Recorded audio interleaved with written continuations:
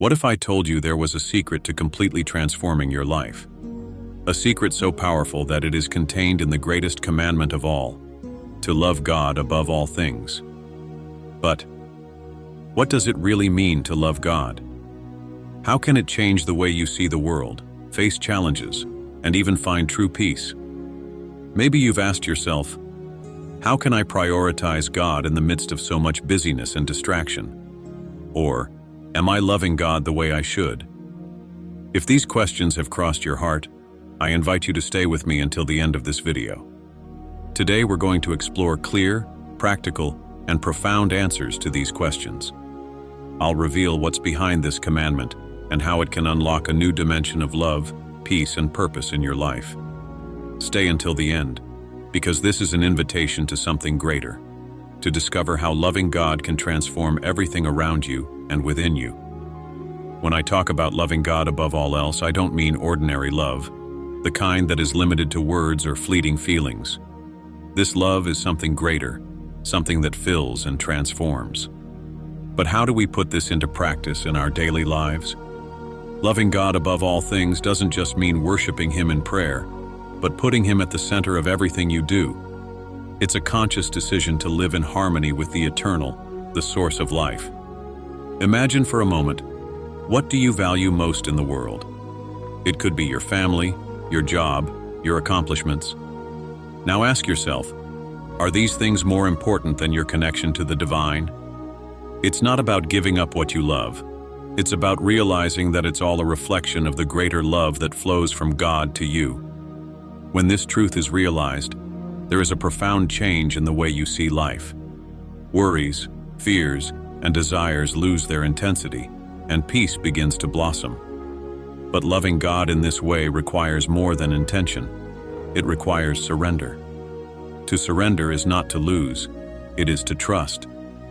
Just as the sun illuminates the earth without asking anything in return, God constantly shines His light on you, even when you are distracted or lost in your own ways. Loving God is like opening the windows of your soul so that this light can enter and transform everything around you. It's letting Him be your compass in a world full of uncertainty. And of course, this love doesn't happen out of obligation. It's something that grows with every choice you make, every act of kindness, every thought of gratitude. There is no place where God isn't, but we are often the ones who turn away, looking for answers in places that can never satisfy the emptiness within. When you understand that God is not outside of you, but within you, love ceases to be an effort and becomes a natural consequence of living in His presence. Now think for a moment. What would you do if you knew that there was a way to live without the burdens you carry? That there is a love so complete that it requires nothing but your sincerity? This love is the answer so many seek, but it begins with a decision to put it above all that is temporary. And that's how it transforms everything, even the way we see the challenges that come our way. This commandment is not just one among many. It is the foundation of all life. When love for God is placed above all else, it organizes and transforms every other aspect of existence. Ask yourself, what does it mean that this is the greatest commandment of all? It's not just a matter of hierarchy, it's a matter of purpose. It is the principle that guides all other values and actions. This commandment is greatest because it transcends human limitations. It doesn't just speak of conditional love as we often know it. It speaks of a universal, unwavering love that connects you directly to the source that gave birth to everything. It's like a river that flows and feeds every area of your life. When you love God above all else, your actions reflect that love. In your family, in your work, in how you treat others, and even in how you take care of yourself. Remember that the commandment has been summarized in two parts: to love God above all things, and to love your neighbor as yourself. They are intertwined, because the one who truly loves God sees his neighbor with eyes of compassion and understanding. There is no separation between one and the other. Everything is connected by this greater love that flows from God to you and from you to others. When you understand why this commandment is the greatest, it becomes clear that it is not an imposition or a rule, but an opportunity to live fully. When you put God first, Your life doesn't get smaller, but your horizons expand. Worries about the ephemeral lose their power, and you begin to see what really matters. It's like looking at the sky and realizing that the sun has always been there, even when the clouds have covered it. The greatness of this precept lies in its unifying power. It connects what is above with what is within. It doesn't exclude, divide, or impose. It reveals. Loving God above all things is, in fact, the secret to loving yourself and others authentically. And when that happens, barriers disappear and peace begins to find room to manifest. All of this leads us to reflect on what in our lives distances us from this unifying and transforming love. This is the basis for understanding the challenges we face, the barriers we create, and the obstacles we must overcome. Finally, we must recognize what prevents us from fully living this commandment. If loving God above all things is the greatest commandment, why does it often seem so difficult to live fully? The truth is that there are invisible barriers that we often place between ourselves and God. These barriers are not created by Him, but by our own choices, beliefs, and distractions. Today I want you to think with me. What has kept you from this greater love? One of the greatest obstacles is attachment to fleeting things.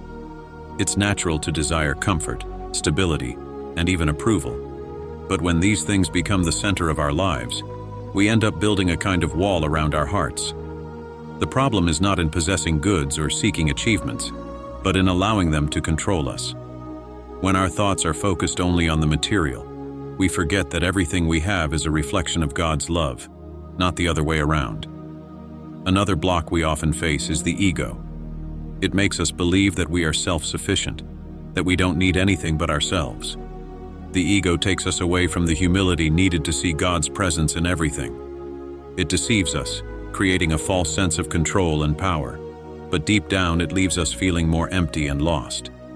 It's like trying to fill a vase with water, but blocking the opening where the water should enter. Distractions are also silent enemies. We live in a world full of noise. Social media, work, responsibilities, and even our own thoughts keep us from hearing God's voice. It's not that He's gone away, but our attention is so scattered that we can't hear Him. When was the last time you stopped in silence to listen to what your heart really wants? Often God is speaking, but we're too busy to listen. And then, of course, there's fear and guilt. How often do we feel that we are not good enough to approach God? Or we carry the weight of past mistakes, believing that He judges us as the world does. But I want to remind you of something important. God is not limited by our mistakes. He is the one who waits for us with open arms, ready to receive us. The only true judgment is the one we make of ourselves when we turn away from the love that is always available. Overcoming these obstacles is an essential step in living the greatest commandment. Recognizing that they exist is the beginning. And as we remove them, we begin to feel a new space opening up within us where God's love can flourish. This love in turn shows us that we are called not only to love God, but to demonstrate that love in our actions, especially in how we treat those who cross our path. When you love God above all things, that love doesn't stay in your heart. It expands, it overflows, it touches those around you. This is because God's love knows no boundaries. It doesn't distinguish between the deserving and the undeserving, between the friend and the stranger. It simply exists, like the sun that warms everyone, without discrimination. But how does this love manifest itself in our lives and in the way we treat others? Think about how you act when someone hurts you or makes a mistake against you. The natural impulse may be to respond with hurt, anger, or judgment. But the love that comes from God teaches us to look beyond these faults, to see in the other person a divine spark, the same one that exists within you. When you allow yourself to love in this way, you realize that this love is not something you generate, but something that flows through you. This limitless love also challenges us to step out of our comfort zone. It's easy to love those who treat us well, but what about those who ignore, reject, or insult us? Loving as God loves means letting go of the barriers we have built up within ourselves: pride, resentment, and prejudice. It means recognizing that the other person, even in his or her imperfection, is worthy of love, because he or she is also God's creation. The greatest example of this love is in the little things. A smile for someone who seems invisible, a word of encouragement for someone who is discouraged, or even the act of forgiving someone who has never apologized. These attitudes may seem simple, but they are powerful expressions of love that knows no bounds. When you love in this way, something magical happens. The world around you begins to change because love is contagious. And this love is the answer to many of the questions and conflicts we carry within us. It is the bridge that connects us to God and to others. There is no separation between love for God and love for others. One reflects the other. When you love someone with patience, generosity, and compassion, you are actually loving God. And in doing so, you are also allowing His love to reach the heart of the other person. It is in this act of reflecting divine love in our actions that we begin to understand the true purpose of this commandment. For by treating others with kindness and mercy, you not only demonstrate your love for God, but you also experience the depth of the connection He wants to share with you. And it is this connection that leads us to face one of the greatest challenges of the human heart: overcoming the ego that separates us from this truth. The ego, as much as it seems to be a natural part of who we are, often acts as a veil that separates us from God. It creates the illusion that we are in control, that we are self-sufficient, and that we can somehow live without depending on the greater power that created us. But is that really the case? When we delve into the meaning of the ego, we find that it is often the greatest obstacle to experiencing the true love that comes from God. The ego seeks power, approval, and security in what is external. It makes us believe that we need to achieve more, prove our worth, and protect ourselves from what others might think or do. It's like building a house on sand. As solid as it may seem for a while, it crumbles in the face of life's storms. The ego promises much, but never delivers the peace we seek. And the more we follow in its footsteps, the further we move away from the simplicity and fullness that God offers. When we prioritize the ego, we lose the ability to hear God's voice. The ego is noisy, demanding, and likes to attract attention. It distracts us with worries, comparisons, and fears. But God speaks in the silence, in the stillness of the heart, where the ego has no place. That's why it's so important to learn to recognize the traps of the ego and to give up the need for control, anger, and vanity. Only then can we make room for God's love to dwell in us. To renounce the ego is not to diminish or nullify oneself. On the contrary, it is an act of courage and humility. It is a recognition that true strength does not come from ourselves, but from the love that sustains us in every moment. When we let go of the demands of the ego, we become more receptive to what really matters. The connection with God that shows us who we really are. It's like opening a window in a dark room. Light pours in and everything takes on new meaning. This process of overcoming the ego doesn't happen overnight. It's a learning journey where each step leads us to a deeper understanding of what it means to love God above all else. And as we learn to put the ego in its place, we begin to hear God's voice more clearly and feel His presence in everything we do.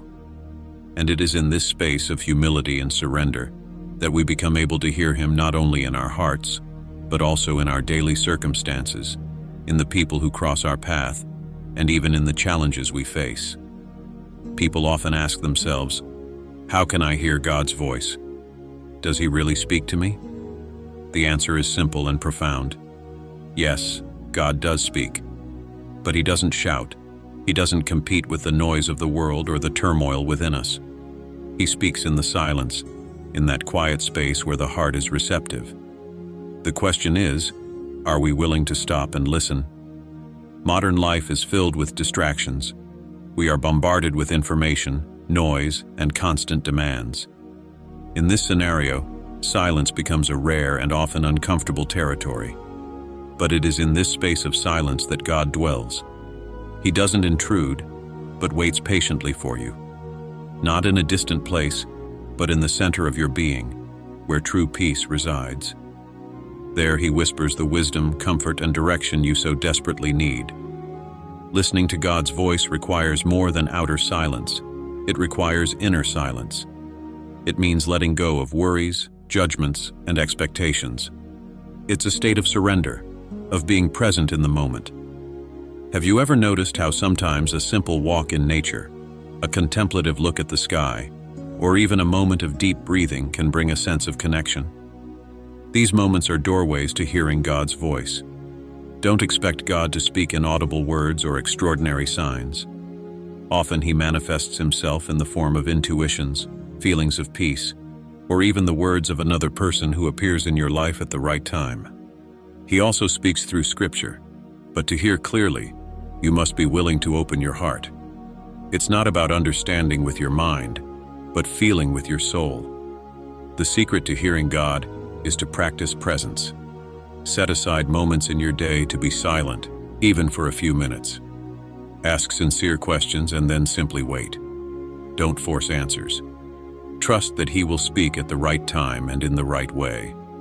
And when you least expect it, you'll notice a clarity, an inner certainty that nothing can erase. That is God's voice in action. Listening to God in silence is the beginning of a journey of trust. He always answers, even when we don't realize it. And as we learn to listen, we begin to understand that true communication with Him is not limited to these moments of silence, but spills over into the way we live, the way we show gratitude, and the way we relate to others. After all, one of the greatest expressions of our love for God is a heart full of gratitude. Gratitude is much more than a simple thank you. It is a powerful force, an energy that can transform the way we view life and connect with God. When you are grateful, you recognize God's love in all things, in the great blessings and even in the small details that often go unnoticed.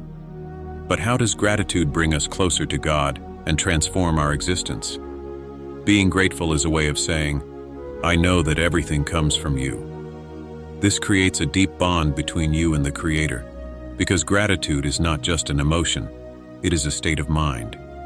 When you choose to see the blessings instead of the faults, you realize that God is present in every aspect of your life. Even difficulties hold lessons and opportunities for growth. Gratitude then becomes a lens through which you see the world with clarity and purpose. What's more, gratitude has the power to change your heart. It dispels dissatisfaction and fear because it focuses your attention on what you have rather than what you lack.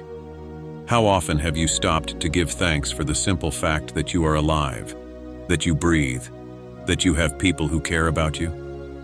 These moments of gratitude are like silent prayers that uplift your soul and bring you closer to the divine. Spiritual science teaches us that the energy we send out comes back to us. When you live in gratitude, you attract more reasons to be grateful. It's not magic, it's the manifestation of a higher consciousness. A grateful heart is like a fertile field, ready to receive the blessings that God has to offer. And these blessings are not always material. They often manifest as peace, clarity, and joy. Practicing gratitude doesn't require big gestures. It begins with the little things. When you wake up, give thanks for a new day. When you meet a friend, give thanks for the connection. When you face a challenge, find something to be grateful for, even if it's just the strength to keep going. Gratitude is a daily choice, and the more you practice it, the more natural it becomes. This transformative power goes beyond your inner self. It spreads. Grateful people inspire others to be grateful. When you live in gratitude, your actions reflect this attitude, and this positively affects everyone around you. Thus, gratitude becomes not only a way to connect with God, but also a way to reflect His love in the world. And it is in this reflection that we find the expression of divine love in our daily attitudes. Love for God is not just something we feel or talk about. It must be visible in our actions. After all, how can we say that we love God above all things if that love doesn't overflow to the people around us? God is love, and when we connect with Him, we become reflections of that love, touching lives in ways we may not even realize. Every act of kindness is an expression of divine love. A smile for someone who feels invisible, A word of encouragement or even a simple act of attentive listening are all ways to show that God lives in you. These are not great heroic gestures, but small attitudes that, when done with sincerity, have the power to change someone's day and often their life. This love is also reflected in patience and compassion. In a world where judgment is swift and compassion is rare, choosing to see others through eyes of understanding is a revolutionary act. When you seek to understand rather than judge, you are a channel for God's love. And this not only helps the other person, but also purifies your own heart by removing bitterness and pride. However, this reflection is not something that happens automatically. You must consciously cultivate love in everything you do. Ask yourself, how can I demonstrate God's love today? Maybe it's by helping someone in need, forgiving an offense, or even being kind to yourself.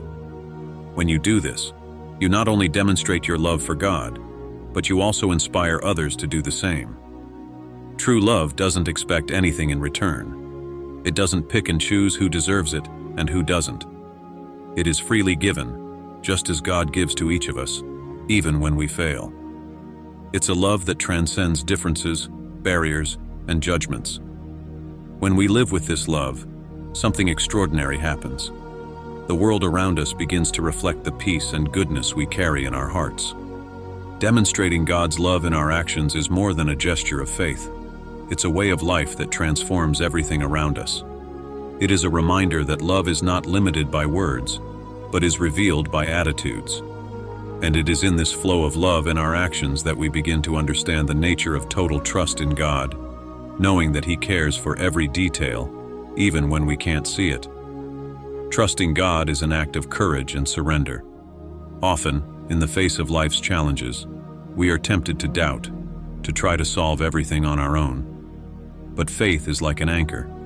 Even in the most violent storms, it keeps us grounded. It is this complete trust that allows us to rest, knowing that God is in charge of every detail, even when everything seems uncertain. True faith does not require proof or guarantees. It comes from a heart that recognizes that God is the foundation of all things. When you trust in Him, you discover a peace that doesn't depend on circumstances. It doesn't mean that problems disappear, but that you face each one with the assurance that you are not alone.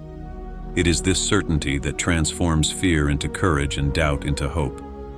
But trust doesn't come overnight. It's cultivated. How can you completely trust someone you don't speak to or know? In the same way, trusting God requires an ongoing relationship with Him.